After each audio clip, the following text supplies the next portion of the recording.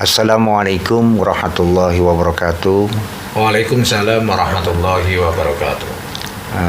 Alhamdulillahi rabbil alamin. Wassalatu wassalamu ala asrofil anbiya'i wal mursalin Sayyidina wa maulana Muhammadin. La hawla wa la quwwata illa billahil aliyyil azim. Yang saya hormati Bapak narasumber pada siang hari ini, Bapak Muhammad Khalis Fatkullah dari Seksi Bimas Islam Kantor Kementerian Agama Kabupaten Gresik. Para pemirsa yang berbahagia, jumpa lagi dengan saya Imam Hambali selaku pembawa acara pada siang hari ini. Biar katanya kan kalau nggak tak kenal kan maka tak sayang. Karena saya kenalkan, nama saya Imam Hambali, Bapak. Dari Surabaya saya. Ke sini itu katut babon katanya gitu ya. Jadi ya kita nikmati aja prosesnya dan kita nikmati hasilnya gitu. Ya mudah-mudahan aja kita jalani prosesnya. Iya, kita jalani prosesnya. Siap ngoten nggih. Iya, betul. Mugi-mugi pertemuan pada siang hari ini akan menjadikan pertemuan yang barokah. Amin. Apalagi kita sekarang ini masuk di bulan suci Ramadan yang kelima ini insya Allah. Keempat nih. Mulai kepingin cepet rioyo nih mau akhirnya jangan ditambahi. Mboten. Cuma tadi lagi lupakan sifatnya manusia. Terkait masalah yang sekarang lagi digemburkan sama ketua takmir masjid dan berita-berita yang ada di media sosial itu terkait masalah bantuan masjid, bantuan musola yang katanya kemarin harus mempunyai ID musola dan ID masjid yang pengurusannya di kantor Kementerian Agama Kabupaten Gresik. Kalau kabupaten ini masing-masing artinya. Terus gimana prosesnya dan persyaratannya? Apakah itu benar memang kayak gitu? Harus ada ID musola, ID masjid yang harus kita penuhi sebagai takmir masjid untuk mencairkan anggaran itu. Memang betul adanya. Jadi ini sebenarnya sudah lama bahwa Kementerian Agama ini menyampaikan kepada masyarakat, kepada takmir, bahkan disampaikan kepada Mudin lewat Kepala KUA se-Kabupaten Gresik. Ini sudah lama. Dan pada pokoknya yang kemarin pada tahun 2022 itu pemerintah Kabupaten Gresik, yaitu pemerintah daerah, ini mengharapkan bahwa bantuan ini bisa terserap dengan baik. Tetapi harus memiliki ID masjid atau nomor izin masjid.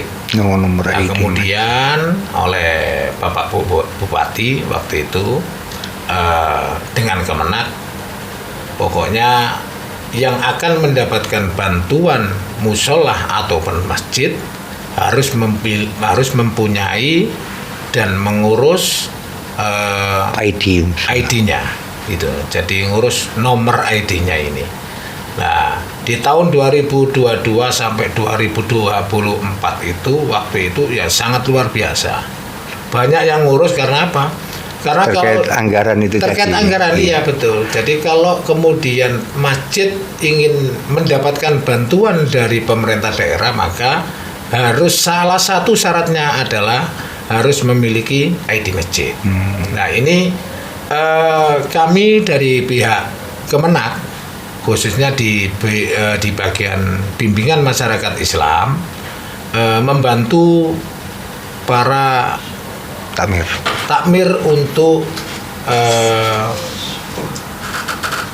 melakukan atau membuat permohonan untuk diterbitkan ID masjid.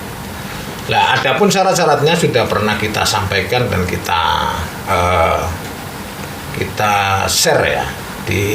Ada di IG, kemudian di Facebook, teman-teman penyuluh katanya dulu bahkan di sosialisasi. Nah, di tahun 2025 ini kita tindak lanjuti lagi bagi yang belum memiliki atau belum mengurus, ini syaratnya sangat mudah. Iya. Jadi monggo bapak-bapak yang kemudian pemegang kebijakan di masjid yang sekiranya masjid atau musolanya belum punya ID, silakan diurus, bisa melalui KUA masing-masing, dalam hal ini penyuluh agama Islam di KUA di kecamatan masing-masing, atau bisa langsung datang ke bagian Bimas Islam di Kabupaten Gresik. Jadi Kemenak Kabupaten Gresik gitu ya? ini bisa langsung ke sini. Ngapunten terkait masalah perizinan mungkin ya Pak ya Pak.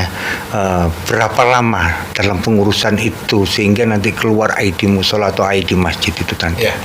Jadi proses untuk pengurusannya ketika berkas itu diterima oleh pihak administrasi di bagian Bimas, kurang lebih 1 hari sudah selesai. Oh gitu ya, jadi cepat ya. Hari ini naruh, besok selesai. Oh gitu ya. Nah, itu biasanya seperti itu. Ya, yang penting persyaratan itu sudah terpenuhi semuanya, nggih. Iya betul. Yang penting persyaratan itu bisa terpenuhi kan itu. Jadi saya sebutkan di sini mumpung ini lagi monggo. kita lagi siaran nih. Jadi ini akan saya sampaikan bahwa untuk syarat pendaftarannya agar masjid atau musola ini terdaftar, yang pertama adalah surat permohonan ditujukan kepada Bapak Kepala Kantor. Kemenak, Kepala Kantor Kemenak, ya. Kemenak Kabupaten Gresik. Kemudian yang kedua adalah profil dan sejarah musola atau masjid. Kemudian yang ketiga adalah surat keterangan domisili dari kepala desa. Iya. Kemudian dilanjutkan dengan ada surat keterangan tidak dalam sengketa. Ini mengetahui kepala desa. Jadi surat keterangan tidak sengketa ini ditandatangani oleh takmir bermaterai 10.000 dan mengetahui kepala desa. Kemudian SK atau susunan pengurus takmir masjid atau musola. Nah, kalau yang masjid ini harus ada tanda tangannya pengurus DMI kecamatan. Harus mengetahui DMI kecamatan ya. DMI kecamatan. Oh iya, sama permohonan tadi, permohonannya untuk masjid dan semuanya, musola dan masjid, ini juga harus mengetahui kepala KUA dan ketua DMI kecamatan. Oh iya. Kemudian saya lanjutkan, kalau ada SK atau susunan pengurus remaja masjid atau remaja musola, ya. Kemudian daftar nama muadzin atau imam dan khotib. Ini kalau khotib ini biasanya masjid, tapi kalau musola enggak pakai kan gitu. Apakah persyaratan itu semua harus ada? Harus ya. Jadi harus ada. Ini ada, saya lanjutkan lagi. Ini ada kemudian setelah daftar nama muadzin, imam dan khotib, ini ada status tanah dan bukti kepemilikan. Ini penting. Jadi status tanah dan bukti kepemilikan ini adalah status tanahnya bisa wakaf, bisa sertifikat hak milik, sertifikat, bisa HGB atau BMN, barang milik negara bisa. Iya. Kan gitu. Atau girik pun bisa. Yang penting ada bangunannya ya. Yang penting ada keterangan, ada status tanahnya ini apa kan gitu. Tapi ada bangunannya ya. Harus ada bangunan. Iya. Kalau masuk ada diizin kan bangunan ini kasih lah.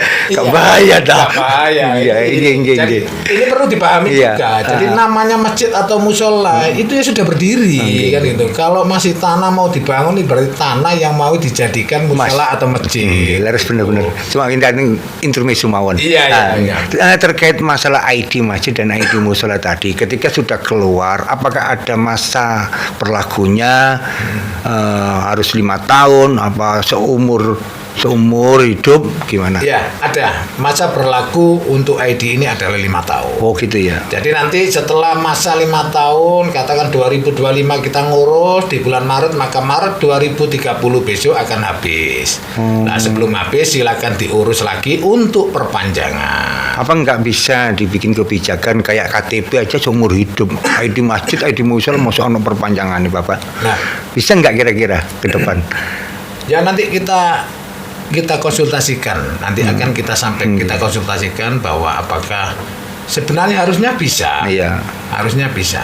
Ya kok identitas Identitas saja, iya, ya. iya. Jadi kalau sudah ada perpanjangan identitas itu sudah masjid ada. itu tidak mungkin double kan gitu. Kecuali nanti ada perubahan lebar luas Iya, masjid itu meskipun sebenarnya meskipun lebar itu namanya nomor Oh, nomornya ya tetap tetap satu. ya. Iya, iya, Baik iya. masjidnya kecil maupun lebar sebenarnya ya satu. Insya Allah bisa itu. Cuman sementara ini ada aturannya bahwa masa berlakunya sudah ditentukan oleh KMA ya. Iya. Nah, itu selama 5 tahun. Ya. Ya, karena terbatasnya waktu nggih Bapak nggih Ya. ngapunten kata Sama-sama. besok lagi lah kita akan siaran ketemu lagi. Demikian siaran pada siang hari ini, saya atas nama pembawa acara, atas nama Imam Hambali mohon maaf yang sebesar-besarnya apabila ada tutur kata yang berlebihan dan salah. Bapak bisa nanti Ya. salam Salam Gimana? melayani umat. salam melayani umat. Oh, iya. Gini.